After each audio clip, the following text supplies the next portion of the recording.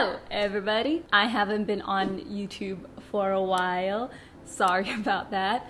Life has been busy, but life has been good. I think it's just a lot of projects that are happening, and August is the month where I'm still doing projects, but at least now I have a bit more time to film videos-ish. I don't know. Things happened. I recently co-founded the Brunei Writers, which is a community organization to connect and share works of writers around Brunei. I co-founded that with MIMIE, AHMAD, and Meicho, who are also YouTubers that you should check out. I'll put a link to their channel somewhere here. It's been really great to work with them, hopefully get more writers involved in the community. I thought it'd be nice to kind of fit with the writers' aesthetic and talk about the books that I've read so far in 2020. I've read about 25 books already, which is good. It's past my intended Goodreads challenge of 20 books, so I'm gonna just give you guys a really quick snippet review of the books that I've read so far. This isn't in no particular order, but I will put timestamps in probably the description somewhere like I usually do. So without further ado, let's just go. Let's start with fiction. I didn't actually read that many fiction books. I haven't stopped reading, but I've kind of eased out of fiction because I used to read so much young adult fiction, just like Twilight, Hunger Games. I was obsessed with Twilight, who wasn't? But as I've grown older, I haven't really gotten as into it. But the first book that was fiction that I read this year was Fight Club by Chuck Palahniuk. I have never ever watched the movie, so I don't know why I decided to read this. Actually, yes I do. It's because I want to read books before I watch the movie. I was very surprised at how much I actually enjoyed it, purely because of how it explores toxic masculinity. I know, big words, huh? I don't know if the film presents it well, because like I said, I've never watched the movie, but how Chuck kind of writes it is very interesting. I give it a 3.5 out of 5. I also read, and this is I think the only young adult novel I read this year, it's My Heart and Other Black Holes by Jasmine Warga. I've had this book for about 3 years. I read the first 100 pages in 2017 and I just never finished it. I finally picked it up again and started reading it, and I finally finished it in I think about 4 days. This book is basically about two people who make a suicide pact. The premise is already very dark, it's very emotional, and you'd expect this book to be rough. And it is. It's very rough, it's emotional. It actually made me tear up towards the end. Not gonna lie, I did pour out a few tears. So I've also read another classic this year, and it is Lolita by Vladimir Nabokov.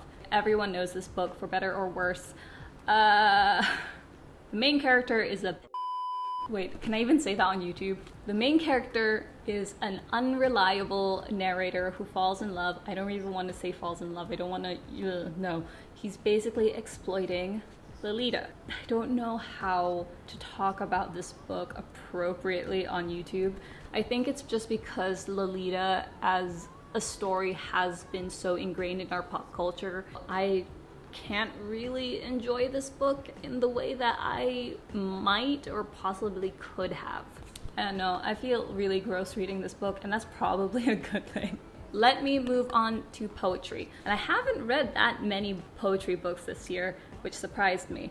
But the first one that I read, which was also the first book that I read this year, is from my friend Haris Fadila, and it's Flowers in the Chakrawala. I bought this in December during the launch of the Tiny Lit Festival, I'm not gonna lie, I'm definitely gonna be biased because he's a friend of mine, but please read it. It makes me feel things, it makes me feel emotional. I like poetry that makes me feel things. I think that's what poetry wants to do. Just hearing Haris read it, beautiful. Second poetry book I read this year is Mind Platter by Najwa Zebian. This is a book that I think I would have loved at 17 when I was emotionally distraught, depressed all the time, and needed words to help me survive. But I'm turning 23 now, and I don't think the impact is as strong as it could have been at an age where I desperately needed this. It's not even poetry, it's just kind of like vignettes. very, very, very small vignettes. I'll probably give it a 3 out of 5. I want to talk about the graphic novels that I've read so far. So I'm gonna talk about the John, do you want to come here? This is my cat, John. He's just playing around. I don't know how to carry my cat properly, but hello. We need you for the thumbnail. What was I talking about? I was talking about graphic novels. I personally love graphic novels, not only for the artwork, but there's a lot of creative storylines when you read the graphic novels, especially if they're reinterpretations of characters. Those were the main graphic novels that I read this year. The first one that I want to talk to you guys about is Harleen by Stephen Sedgwick. I don't know if I pronounced that correctly. Harleen is a reinterpretation of Harley Quinn's origins.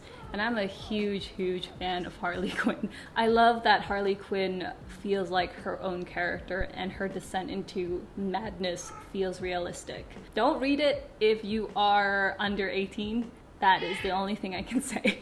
The second set of graphic novels that I read is Fairest, Volume 1 and 2. It's good, don't get me wrong, it's really, really good. I just don't like how the female characters are written occasionally. I don't think they're particularly written well. I think the storylines can be very interesting, especially Rapunzel's, I remember that. But overall, it's okay. So I also read the Cinderella spin-off of Fables. It's a really cool concept, Cinderella as a super secret spy. However, I have the same problem with what I had with Ferris in that I just don't think the female characters are written well, and for some reason they're quite sexualized, which I didn't really, well, I get, but I also didn't really appreciate. Would I continue reading more stories from this multiverse? Maybe. I probably would read the main Fables line, but honestly, I prefer reading more modern fairy tale stories. So if you guys know any, please let me know.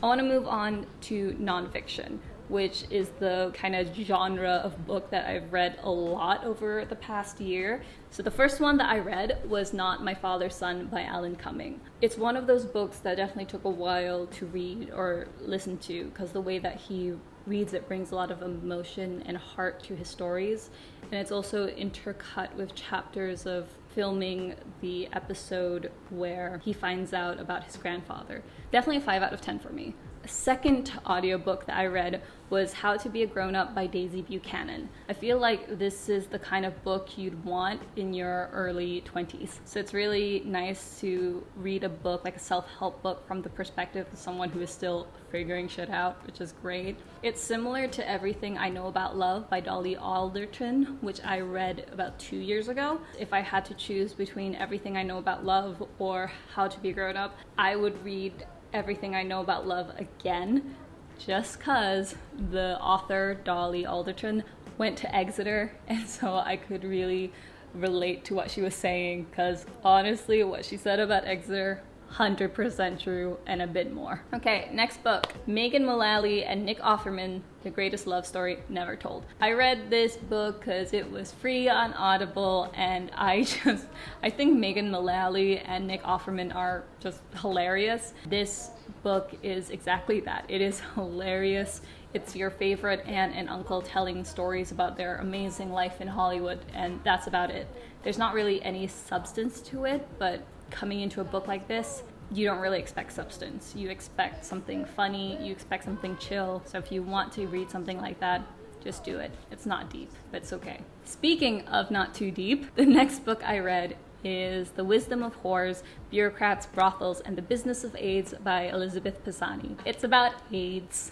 So Pisani, the author, is an epidemiologist researching AIDS in the world. So her book touches a lot on HIV and AIDS prevention in different countries. But the one that I found so fascinating is her parts about Indonesia, because I don't think there's a lot of books that detail HIV prevention specifically in this region of the world. It's very journalistic in nature, it's investigative, it's quite critical of the way that companies or organizations discuss HIV prevention. I don't know how I can rate a book, because this is not something that I'm particularly aware of, HIV prevention and research. So I can't really rate it on anything else just that I found it very interesting to read. This one was one of my favorites reading. It's Ali Wong's Dear Girls, which is a book dedicated to her daughters to read once they turn 21. If you love her, you're definitely gonna love this book. It's super raunchy, it's super funny, but at the same time it's very heartfelt. You can tell that she puts a lot of her kind of own humor into the book. That being said, if you're not interested in her, you shouldn't read this book. I don't think it's appropriate. Also, definitely do not read this if you're under 21 or 18, whatever the age of like adulthood is for us. Oh, I also listened to on Audible The Life-Changing Magic of Tidying Up by Marie Kondo. I think everybody's mom has read this book. This book makes me want to clean my room, but it's still a mess, so clearly it did not work. Should you read this book or should you watch the Netflix show? That's the question. I'd say both, but I'd lean more into the Netflix show just because you can really see her in action. Yes, John? Next fiction book I read, Money, A User's Guide. I want to learn more about money. I made a whole video about how shit I am at finance and how I want to be better. And this book, honestly, did not help that much. Whatever it said, I already knew, or I just didn't find it relevant to me and my own interests, and I should have known that better. It's very much catered to a UK audience. That being said, I really did enjoy the chapters on money and mental health and money and love. Okay, so we're down to the best of the best. Actually, no. The best of the books I've read so far in 2020 is a more appropriate title. This is in no particular order. It's just like the books I've read so far that are my favorite. The first one being The Force of Enchantments by Chitra Banerjee Divakaruni. It's a retelling of the Sanskrit epic, the Ramayana, through Sita's perspective, the wife of Rama. I picked this book up on a whim in a Sri Lankan bookstore. I read it in Sri Lanka, and then I left the book there. I left it in Sri Lanka. I remember finishing it on the train back to Colombo, and I remember how heartfelt it was and amazing it was to read not only an interpretation of an epic, but to read it through a woman's perspective. Next book, I actually do have it. Let me just pick it up. It is Becoming by Michelle Obama.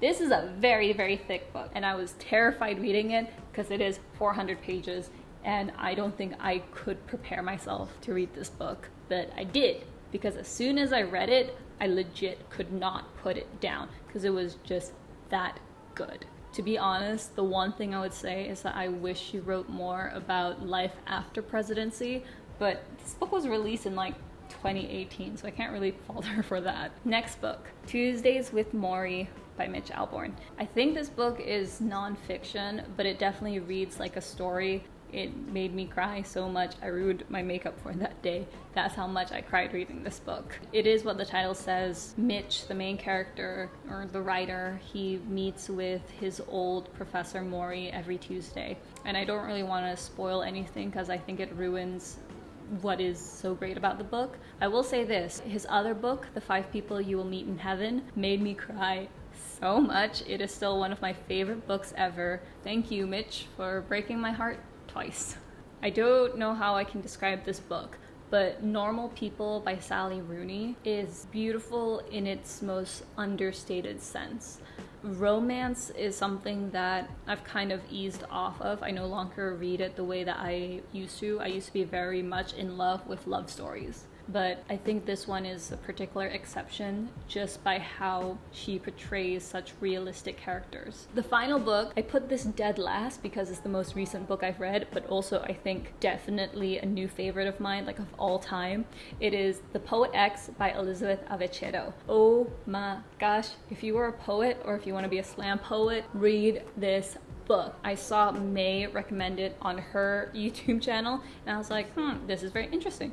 So I bought the book on Kindle, read it, and I finished it, and I felt things in my heart that I haven't felt in such a long time. It's about a girl called Xiomara from Harlem who joins her school's slam poetry club. The way that it's written is in the style of a poem, but it follows a linear storyline, so it's very easy to pick up. If you're a poet, please read this. If you're not a poet, you should still read it.